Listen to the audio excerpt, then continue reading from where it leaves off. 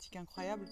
C'est un vortex où moi j'ai passé des mois dans la nature, seule,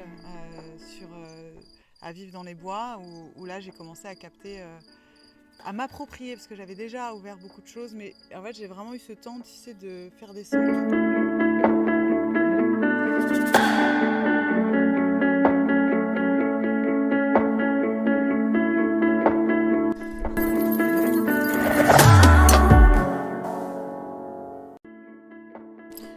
Merci Nathalie, merci pour ta présence et merci pour cette intervention, ce podcast qui va être diffusé pour le plus grand nombre, mais vraiment pour apprendre à te connaître, à découvrir. Et j'ai vraiment à cœur de faire partager ta vibes. Lorsque je t'ai rencontrée, j'ai fait waouh, c'est qui cette puissante femme, et j'ai vraiment envie de partager tout ce que tu fais, ton histoire, et puis peut-être aussi comment est-ce qu'on s'est rencontrés dans cet endroit, sur cette île. Alors, voilà, vous allez pouvoir rencontrer la vibe de Nathalie, sentir son énergie très puissante. Mais j'ai vraiment à cœur de transmettre déjà aussi peut-être pourquoi est-ce que tu as choisi ce lieu. Enfin, vous allez voir plusieurs choses et on ne sait pas encore vraiment où est-ce qu'on va aller. On ne sait pas vraiment où on va, mais en tout cas restez jusqu'à la fin parce qu'à mon avis vous allez avoir des surprises. Est-ce que tu peux te présenter qui tu es aujourd'hui? Voilà. Bon, déjà, merci à toi de me proposer cet espace et cet espace aussi de communication. Donc moi, je m'appelle Nathalie Varlet, je suis artiste guérisseuse et je pense que ce qui me caractérise le plus, c'est que je suis une exploratrice du vivant, une exploratrice des mondes subtils, des mondes physiques, de tous les mondes.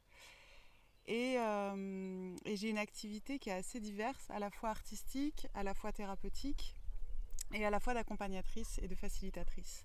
Et moi, c'est quelque chose qui me plaît. J'ai toujours senti plein de potentiel et de ne pas avoir envie de me réduire. Donc là j'ai plein de petits axes qui me permettent d'offrir le plus de ce que je sens de mon intérieur. Tu travailles avec l'humain. Ouais. Et on va aussi revenir un petit peu sur ton parcours, où ce que tu en es aujourd'hui, mais d'où est-ce que tu viens et quel a été ton parcours pour arriver là à être femme, artiste, guérisseuse, chamane, on en reviendra.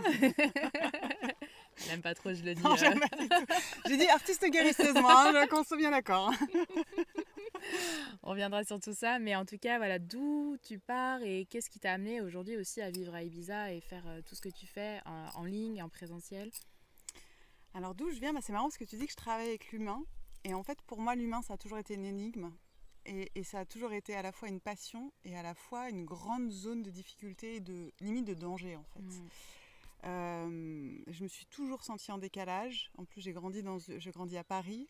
Moi, femme sauvage, je me sentais vraiment enfermée. Je pense que justement, de vraiment pas être dans un environnement qui correspondait à ce que moi je ressentais, il n'y avait vraiment aucun miroir pour moi dans l'environnement dans lequel j'étais.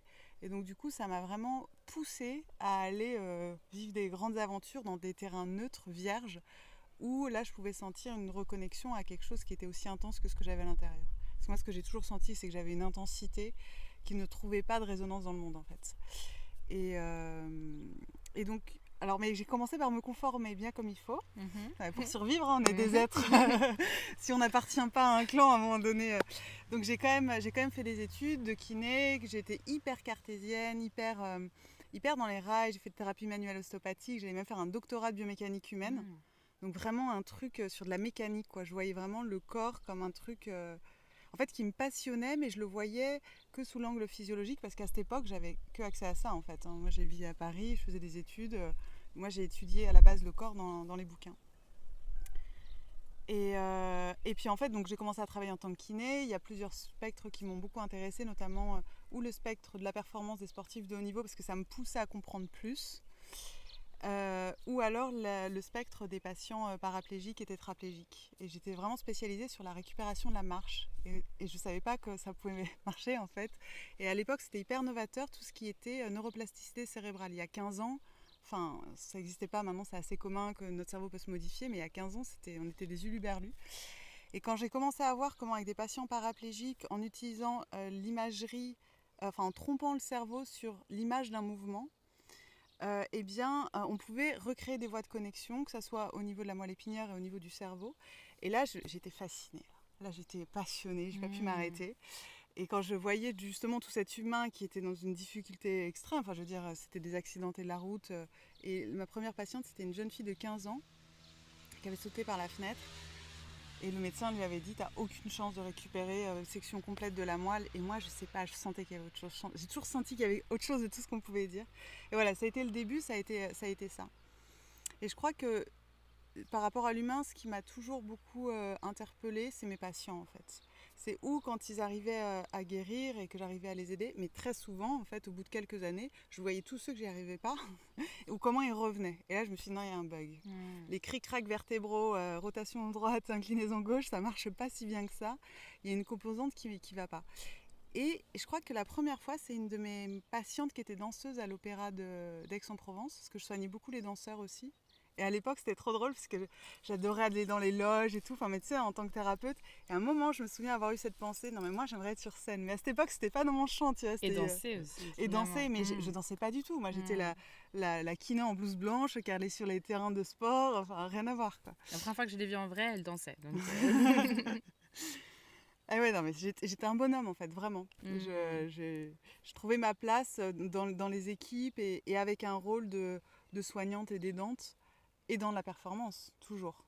C'était ça mon créneau. Et moi, j'étais aussi très sportive à l'époque, donc j'étais là-dedans.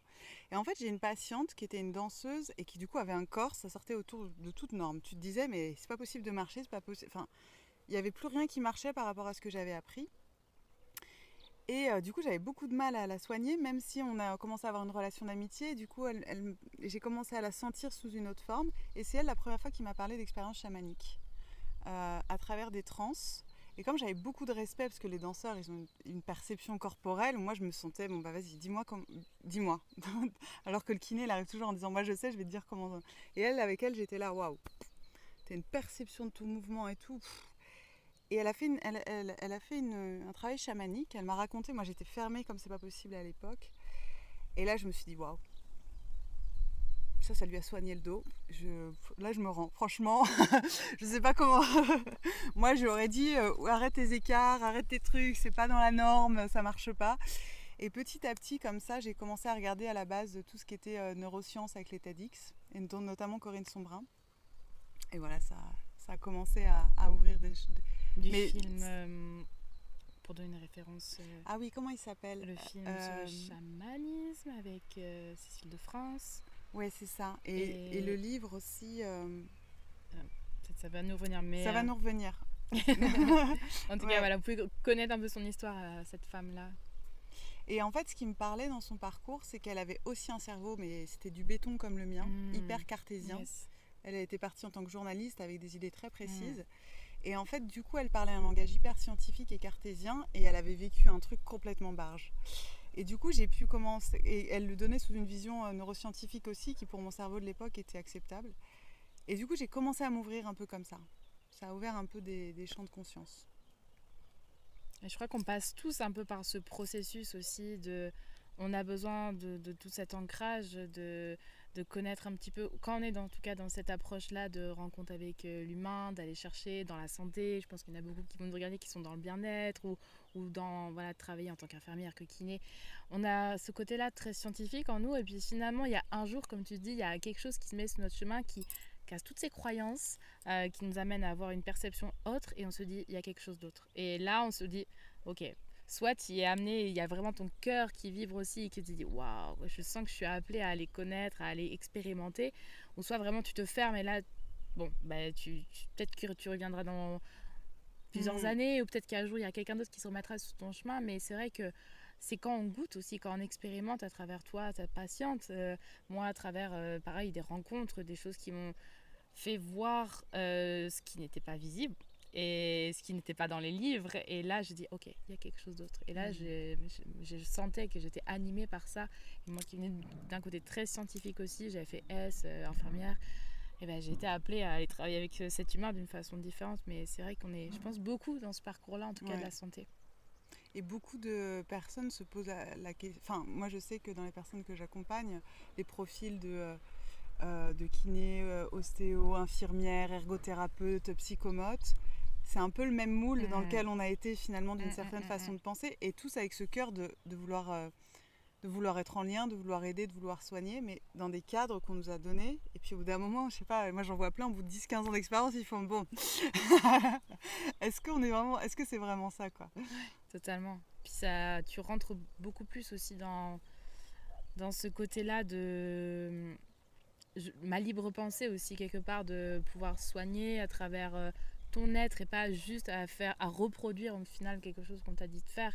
Là, dans ce que tu t'es ouvert, c'est vraiment ça. Tu vas chercher à toi être au centre aussi de cette guérison, mais surtout, je pense, mettre la personne en priorité et responsable de son... J'imagine que c'est quelque chose qui te tient à cœur, de mettre la personne responsable aussi de sa santé, de la reconnecter à elle. C'est ça, et dans le métier de kiné, si tu veux, moi il y avait vraiment un truc où c'est moi qui sais sur toi, ton problème, c'est moi qui sais comment on va le guérir. Alors je te donne 2-3 exos pour que tu t'en sortes, mais en fait il n'y avait pas vraiment du tout cet empuissancement personnel et cette capacité à s'auto-guérir en fait. Il y avait toujours une dépendance par rapport au système, que ce soit moi qui le représentais à l'époque ou n'importe quel autre système de santé, mais il n'y avait pas ce retour de ok, qu'est-ce que je sens, qu'est-ce qui m'arrive, qu'est-ce que j'en fais. Et pour moi, le guérisseur, ou la guérisseuse, ou le thérapeute, qu'importe, c'est celui qui permet à l'autre de sentir mieux pour ouvrir un plan de conscience et guérir par lui-même. C'est pas celui qui va intervenir et qui va te déposséder, en fait, déjà de ton mal, parce que ton mal, il est là pour quelque chose, et aussi de ta capacité, qui est une vraie école, en fait. Donc là, tu connectes à tout ça, et j'imagine que tu pars expérimenter aussi. Alors déjà avant tout, en fait non, parce que moi j'étais une sceptique, mais j'étais vraiment... On veut vraiment... savoir comment c'est... Alors ça s'est passé, alors c'est très simple, j'avais des drames amoureux en permanence, et du coup je vais voir un gestalt thérapeute, et j'écoutais Corinne Sombrin, tu vois, sur les TEDx, ces trucs comme ça, mais je te jure, je faisais toujours du sport, bon je commençais à me blesser, commençait à y avoir des trucs qui étaient pas cool, et mon drame amoureux, je vais voir de la gestalt, il me demande à me sentir et je commence à dire alors bon, c'est bizarre, j'ai des ailes d'aigle. J'ai des ailes d'aigle et j'ai des griffes, bon voilà. Et puis la séance d'après, il sort le tambour et là je commence à expérimenter une transe au tambour, qui était déjà la chose en plein cabinet dans un village, c'était n'importe quoi. Et là j'ai vraiment senti quelque chose... Ce qui était bien avec le tambour, c'est que j'avais conscience de ce qui se passait, de ce que je pouvais choisir. Et c'était ce que j'avais toujours le plus attendu. Et ça a été ma première très grande ouverture de conscience où pendant des jours, j'avais accès à très grand. Mais encore à l'époque, tu vois, ça c'était il y a 12 ans. Et à cette époque-là, alors dans mon champ à moi, il n'y avait pas du tout de ce que c'est que la spiritualité, une ouverture de conscience, une expérience d'unité. Moi, je me suis dit, je suis encore barge. Tu vois, déjà que je m'étais sentie folle toute ma vie. Là, je me suis dit, putain. Et donc, moi, naturellement, j'ai toujours, depuis l'âge de 18 ans, j'ai toujours voyagé seule. Je me suis toujours sentie appelée par des terres.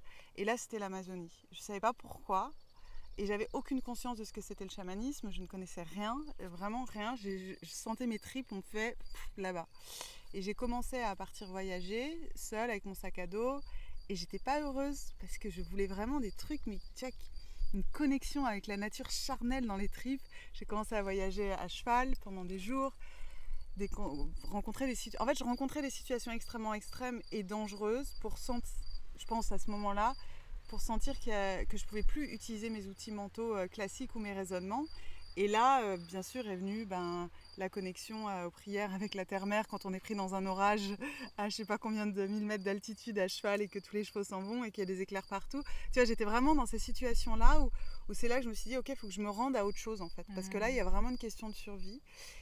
Et là, il y a quand même quelque chose qui s'est réveillé. Et puis après, j'ai rencontré l'Amazonie. Et l'Amazonie, c'était aussi ça. Ça a été...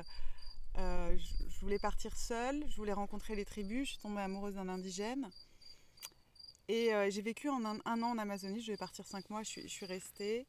Puis je suis partie voyager en vélo. Parce que en fait, j'ai toujours eu ce besoin, quel que soit le mode de voyage, à cheval, à pied ou à vélo. Il fallait qu'il y ait un mouvement qui soit suffisamment lent pour que j'ai le temps de sentir... Et je ne le savais pas à l'époque. Hein. En fait, c'est ce que je faisais pour sentir toutes les strates que je traversais, tu vois. Et en fait, à travers le voyage, il me fallait un voyage lent pour que je puisse complètement m'immerger dans la nature. Du coup, en voyageant en vélo en Amazonie, encore dans des situations assez extrêmes, on faisait 80 km par jour. Wow. Tu sais, genre, je me souviens, j'ai des écrits où je disais après l'horizon, des pistes de sable comme ça, wow. Les caïmans à droite, les boas, tu étais là, bon. Je rentrais dans des rails comme ça, et puis incapacité de m'arrêter parce que tout était dangereux. Et du coup, j'ai fini par rencontrer l'Amazonie où effectivement, là, c'est pareil. Moi, je connaissais pas ce que j'enseigne maintenant dans les stages. Je demande la permission pour rentrer, tu vois, j'étais là. Bon, ils sont mignons. Je vais m'ouvrir à une autre culture. Mais au final, j'étais obligée en fait. Parce que t'es avec ta machette, qu'est-ce que tu fais? Moi, j'étais avec ma machette tout le temps, ok, mais bon, il y a le jaguar, il y a le boa. J'ai commencé à rencontrer un boa constricteur. Là, je peux plus que chanter et me rendre à autre chose, quoi.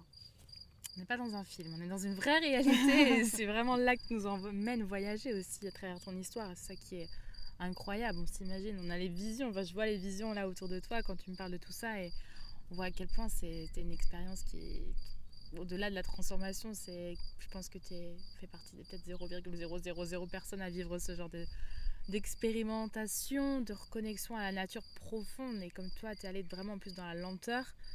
T'as tellement à nous enseigner aussi. Nous, on est toujours dans le faire, dans le rapide. Je pense, voilà, l'humain en général. Tu peux m'inclure moi aussi dedans. Hein. Et c'est vrai qu'on a une tendance à aller très vite, vouloir tout faire très vite. Et puis, on sait maintenant avec les réseaux comment tout va vraiment très vite. Donc, tu ramènes aussi, j'imagine, beaucoup ce côté lent, cette énergie féminine aussi, du coup, de la lenteur. Et donc, il y a eu tout ce voyage. Je pense qu'on sera obligé de refaire un interview pour aller plus profondément parce qu'on va essayer de passer un petit peu tous ces cycles-là pour aussi arriver aujourd'hui à ce que tu en es et ce qu'on a aussi envie de partager aujourd'hui, de tout ce processus-là, de cette reconnexion à soi et tous ces cycles qu'on vit à l'intérieur parce qu'on parle bien de cycles humains, mais que voilà, toi, tu as un peu, comme je dirais, avec une petite pince décortiquée, analysée, elle est experte en fait dans ces cycles de la vie. Et dans le processus, du coup, là, tu es en Amazonie, tu te reconnectes à toi, tu passes par toute cette lenteur, par ces processus, j'imagine, qui te transforment. Et où est-ce que ça t'amène? Le féminin, il est passé. En fait, ce qui est très drôle, c'est que moi, je suis partie vraiment en mode... tu vois, je lisais Sylvain Tesson, les grands reporters. Enfin, j'étais inspirée par des hommes et j'avais... alors, ça se voyait pas, mais j'étais vraiment...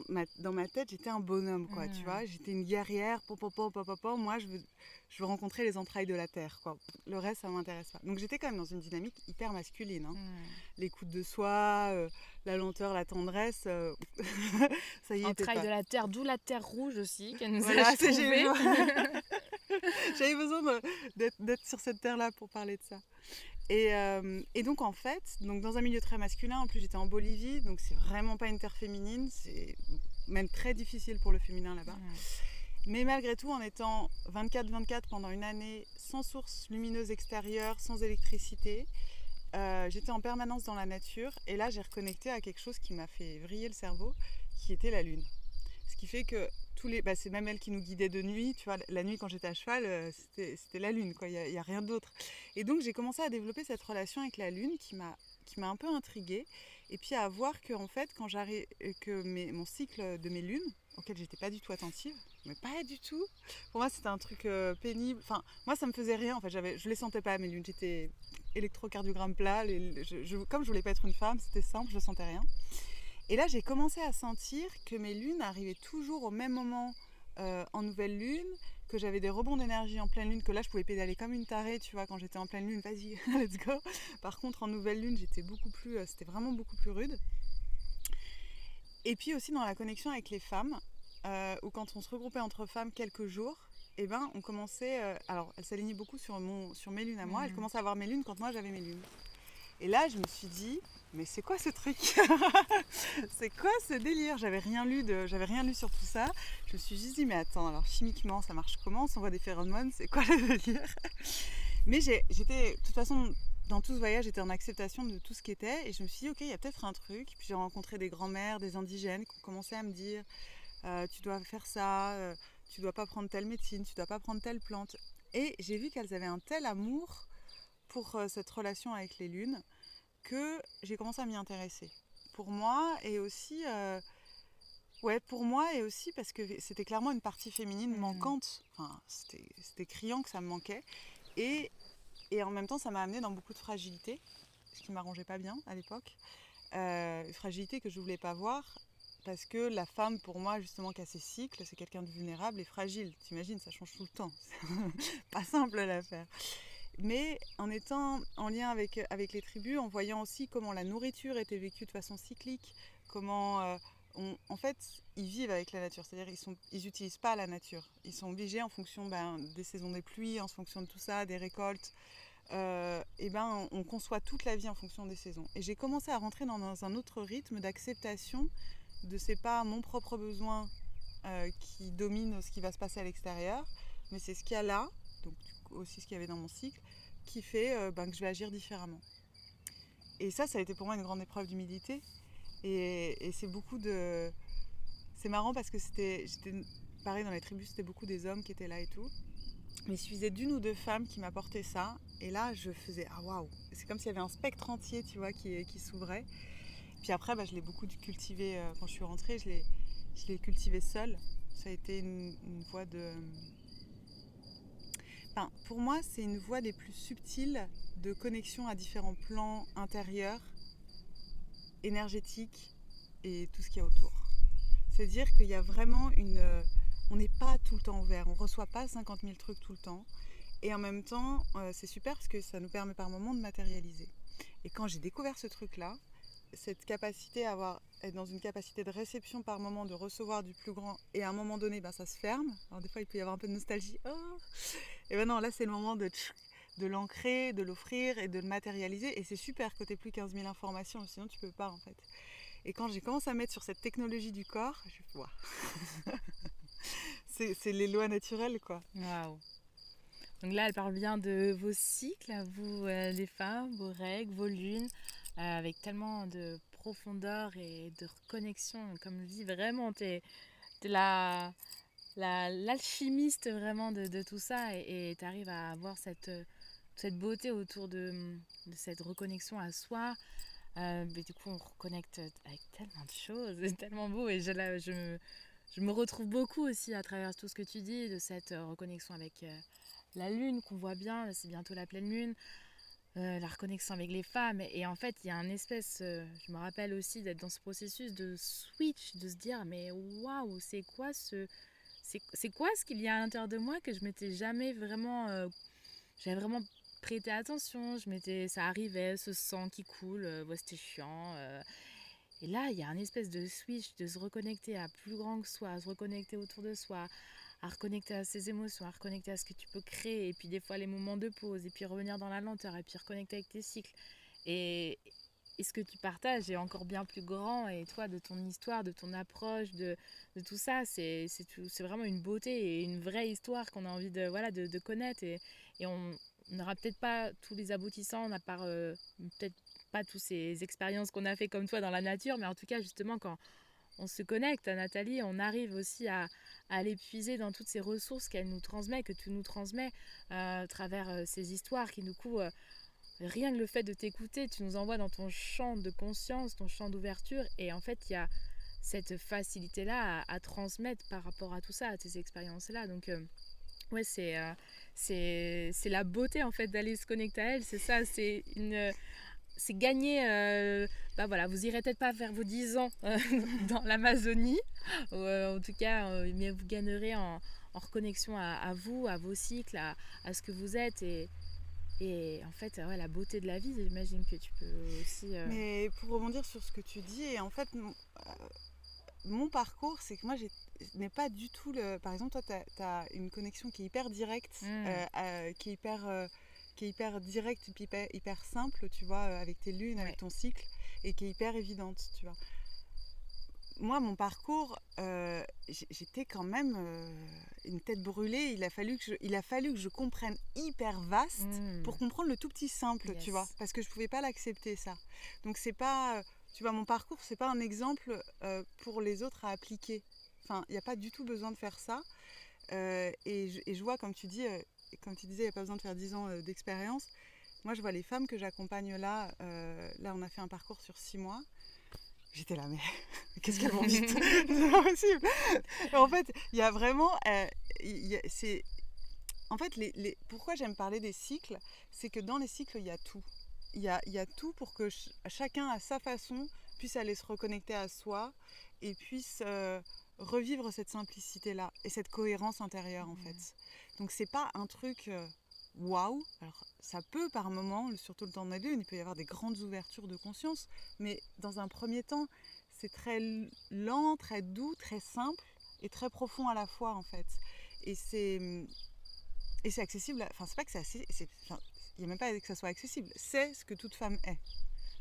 Tu vois, moi je fais super, je vois beaucoup de femmes qui ont des connexions à la lune qui sont évidentes. Moi, il a fallu que j'aille déterrer 50 000 mémoires C'est avant de ça comprendre aussi. le délire, tu vois.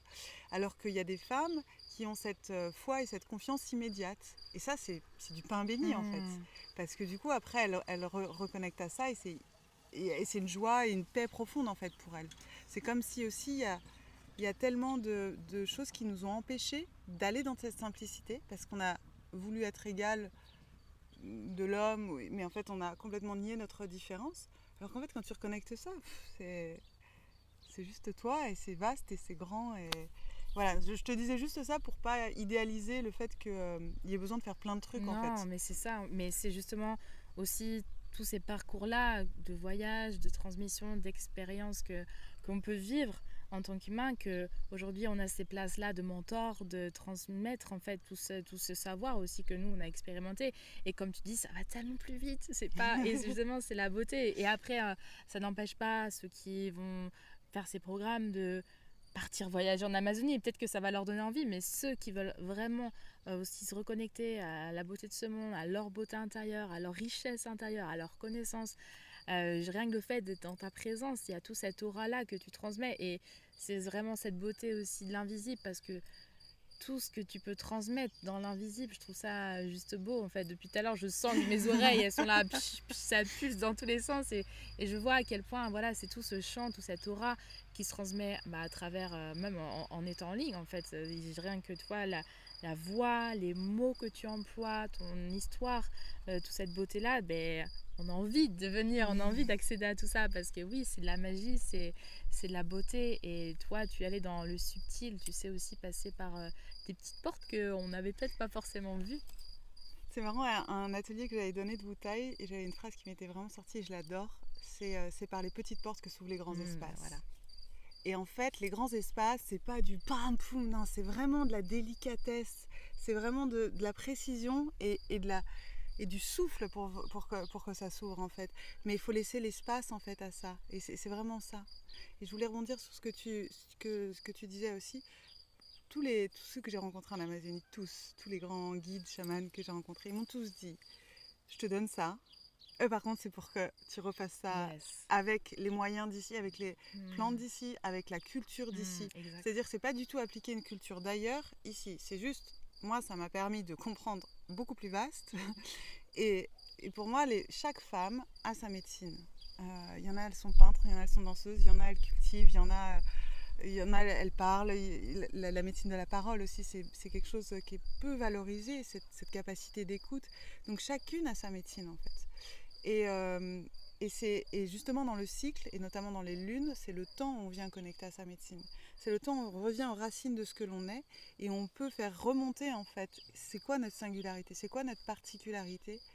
Et donc c'est pas, moi dans le programme que je propose, il n'y a aucun dogme. D'ailleurs je donne très peu de rituels. Beaucoup de femmes me demandent on fait quoi comme rituel. J'accompagne à ce qu'on sente quel est le bon rituel pour soi et qu'on se sente suffisamment légitime pour être cette femme médecine qui va créer son rituel. Voilà. Mais du coup, pour moi ça c'est hyper important. C'est d'être en dehors de tout dogme, de tout concept, même s'il y a des sagesses qui sont hyper intéressantes et qu'il y a certaines choses à savoir qui peuvent être intéressantes. Mais moi je sens que le point clé là, c'est que déjà les femmes se sentent capables, elles, d'ouvrir une cérémonie pour elles, de manœuvrer leur espace, de délimiter leur espace énergétique. Ok, à partir de là, on voit ce qui se passe. Wow. Et après dans les relations c'est pareil, nos émotions c'est pareil, quand tu es là, poum poum, pam pam, tchouk, poum. Ok, alors, tu m'as critiqué sur quel point toi? Ok, comment ça se passe? Je dois me positionner très bien, alors attends, de mon utérus ça va dire ça, poum. Waouh, quelle puissance. Et quelle transmission aussi de... J'imagine que si on se reconnectait à tout cela bien plus jeune, on ne serait pas là où on en est aujourd'hui dans ce monde. Mais c'est aussi peut-être un de tes envies de reconnecter la femme dès ses premières règles aussi. Bah oui, Je pense que toi, comme moi, enfin comme toi, tout, hein, je sais pas si tu nous écoutes et que ça t'est arrivé d'être initié à l'âge de 12 ans, appelle-moi, fais-moi un témoignage, je veux savoir. Mais on a tous une histoire catastrophique Oui. là-dessus. Enfin, au pire, ça s'est pas trop mal passé. Mais, donc non, bien sûr. Et pour moi, dans la vision que j'ai, c'est vraiment que toutes les femmes qui, elles, le vivent pour elles, puissent le transmettre à leurs filles. Et là, de plus en plus de femmes qui sont venues dans mes programmes font des rituels avec des cérémonies pour leurs propres filles. Et ça, moi, ça me remplit le cœur d'enlever ce complexe, ce tabou et qu'on y remette de la beauté. Et puis aussi que dans la société, en fait, que ça soit pris en compte et que ça soit vu pas comme un handicap de genre t'es pas efficace, tu sers à rien et t'es lunatique, on te comprend pas. Ah, attends, non. Moi, je sais comment je fonctionne. Par contre, là, je peux faire ça. Là, je peux faire ça. Là, je suis au top pour ça. Par contre, là, me demande pas ça.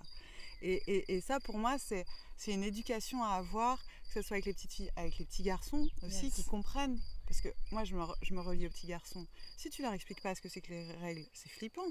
Ils voient du sang, ils voient des taches. Donc, en défense, ils vont renvoyer une histoire de dégoût, ce qui est normal. Donc, il y a toute une éducation des petites filles et des petits garçons. Et de les accompagner dans ce rituel-là aussi. Et aussi les petits garçons, alors évidemment, c'est pas à travers leur lune, mais de passage à l'âge adulte, de ce que c'est que d'être un homme, en fait.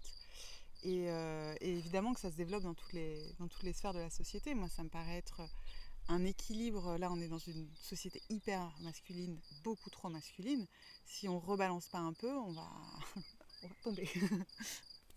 Totalement. Et tu parles de petits garçons, mais du coup aussi transmettre à son mari, à son frère, à son père. Enfin, en fait, c'est aussi à nous de trouver cette voie-là, d'enseigner autour de nous et pas juste se sentir en tant que victime.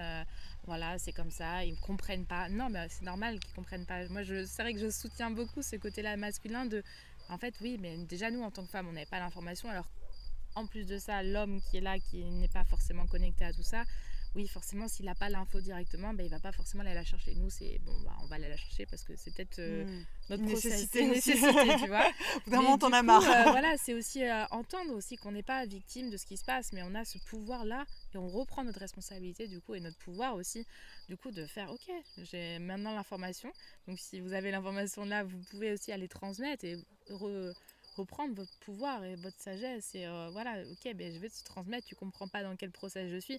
Moi, je sais où je me trouve maintenant et je peux aussi l'expliquer. Et du coup, c'est beaucoup plus facile de trouver sa place dans la société, dans sa famille, au sein d'un groupe, de dire, ok, moi, je suis là dans tel process, je me trouve...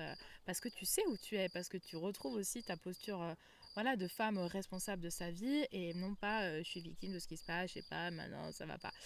Et du coup, ça te redonne de l'estime, de la confiance. Enfin, il y a énormément de choses qui en ressortent. Et ça, c'est aussi magique comme pouvoir. Et puis les hommes, quand tu leur expliques avec un axe de beauté ces variations-là, mais ils sont...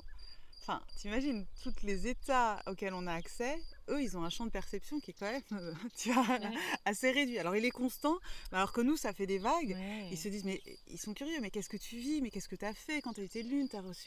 Raconte-moi, tu vois, il y a un vrai désir, en fait.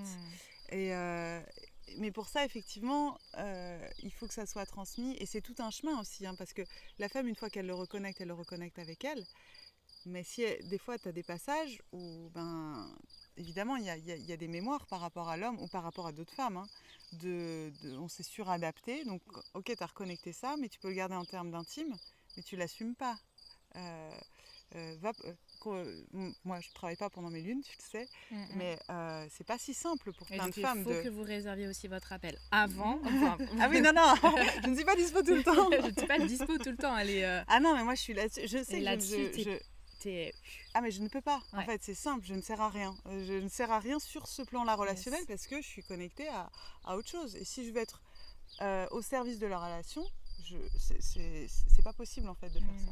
Mais n'empêche que même que pour les entrepreneuses donc, qui ont quand même cette liberté de pouvoir gérer leur emploi du temps, de l'assumer auprès des clients, que ce soit homme ou femme, non, cette semaine, désolée, de cette façon-là, ça demande un sacré empuissancement en fait. Et aussi de pouvoir... Oui, c'est ça, c'est dans la relation aux hommes, je pense aux couples et aux familles et aux enfants aussi. Tu vois, quand la femme, elle explique avec beaucoup de beauté, ah là je vais dans mon temple et je vous raconterai ce que j'ai fait à la sortie de mon temple, mais je vous demande là peut-être un peu plus de silence parce que justement je vais aller voilà, je vais concocter des macérats d'huile, de machin, puis après je vous masserai. Enfin, tu vois, tu peux super bien le présenter. Et les enfants, ils sont déjà dans cette écoute-là. Ils adorent le mystère. Ils adorent qu'elle ait le temps de lire des trucs et qu'elle leur raconte après. J'ai une cliente qui avait fait une dictée à ses enfants après 7 ans de lune sur Clarissa Pinkola, la femme qui court avec les loups. Ils avaient dicté le livre, elle leur a fait. Et ça, c'est des idées de magicienne, tu vois. Elle m'a envoyé sur WhatsApp la copie. Pas encore. J'ai adoré. Et ça, c'est. J'adorerais voir la tête de la maîtresse. Waouh. Bien, mais ça c'est révolutionnaire comme idée, en fait. On adore. Ouais. Bon, du coup, bientôt clore ce podcast. On va juste peut-être terminer dans... On est parti de l'Amazonie, on est revenu là dans nos cycles. Et là, on est où? On se retrouve où? Et qu'est-ce qu'on fait aujourd'hui là? Qu'est-ce que tu fais? Mais voilà, c'est...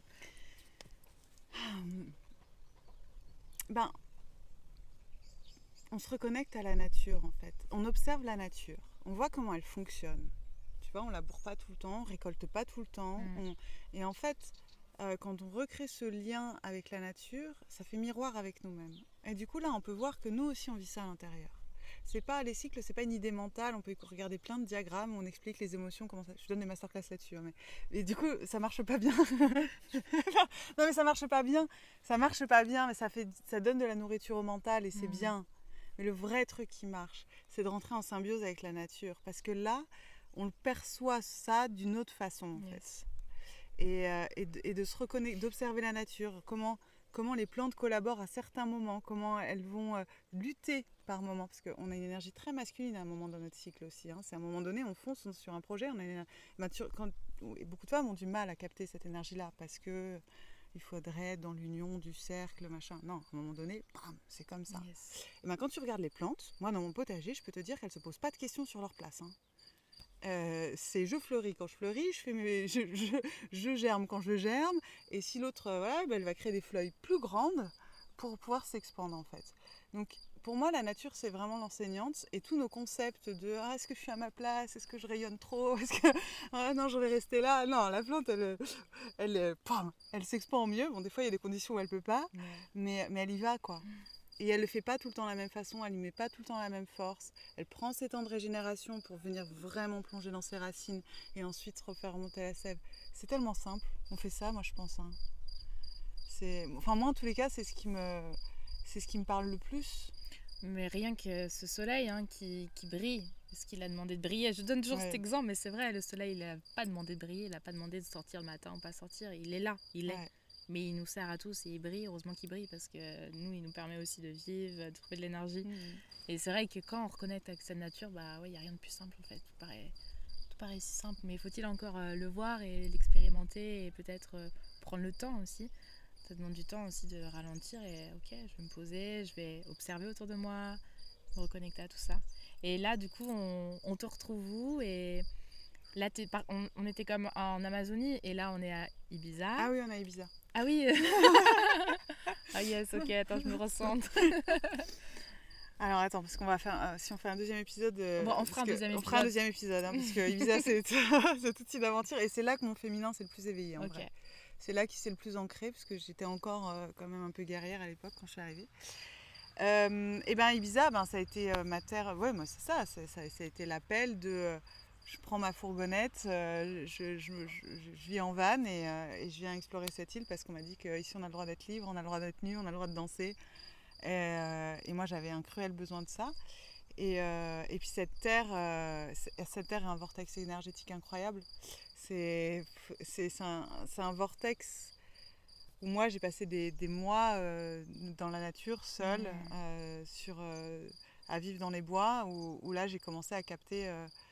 à m'approprier, parce que j'avais déjà ouvert beaucoup de choses, mais en fait j'ai vraiment eu ce temps, tu sais, de faire descendre ça c'est pour moi, ça c'est pour moi, ça c'est pour moi. Puis au bout d'un moment j'étais pleine, quoi, j'en avais trop, du coup il fallait le transmettre.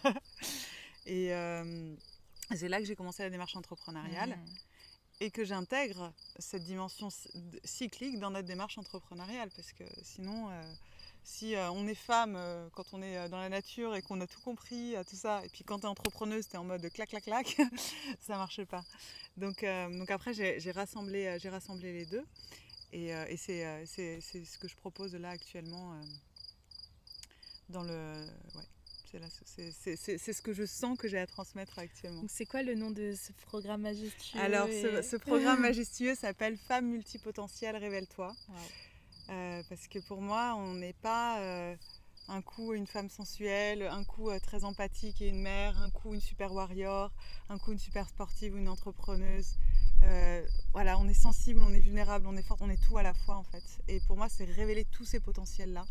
L'artiste, la magicienne, la coach, la cuisinière, n'importe. Mais que tous ces potentiels-là, grâce aux 4 intelligences de notre cycle, puissent jaillir en fait. Donc c'est ça le programme, c'est ça. En plein mois de mai, où tout jaillit justement de la terre, où tout le lendemain de mon anniversaire. Le lendemain de son anniversaire, où elle jaillit aussi. Et tu es resplendissante et voilà, n'hésitez pas à les contacter directement parce que tu es accessible sur les réseaux. Sur les réseaux, natalievarlet.transcendance. Sur YouTube aussi, Nathalie Varlet. Et sur mon site internet, www.natalievarlet.com.